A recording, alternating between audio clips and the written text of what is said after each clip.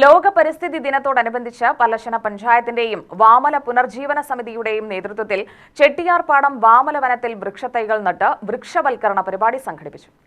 പരിപാടി നെന്മാറ മുൻ MLA. K. Babu ഉദ്ഘാടനം ചെയ്തു. പരിസ്ഥിതി ദിനാചരണത്തിൻ്റെ ഓരോ വർഷവും ഓരോ മുദ്രാവാക്യങ്ങളാണ് ഉയർത്തിപ്പിടിക്കാറുള്ളത്. എന്നെ ഏറെ ആകർഷിച്ച ഒരു മുദ്രാവാക്യം മെൽറ്റിംഗ് ഐസ് എന്നതാണ്.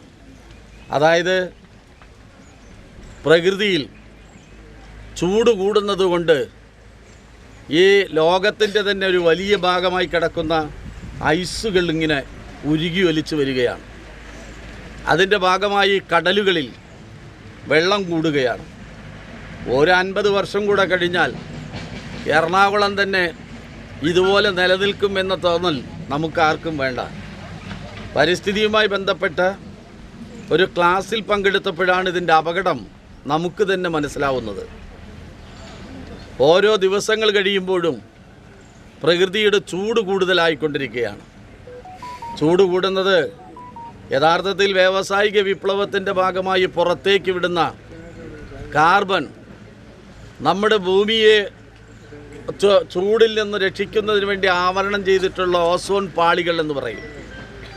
അതിലിപ്പോൾ തുള വീഴ്ത്തിക്കൊണ്ടിരിക്കുന്നത് മറ്റാരുമല്ല, നമ്മൾ തന്നെയാണ്. ഗ്രാമപഞ്ചായത്ത് പ്രസിഡന്റ് കെ. രാമദാസ് അധ്യക്ഷത വഹിച്ചു.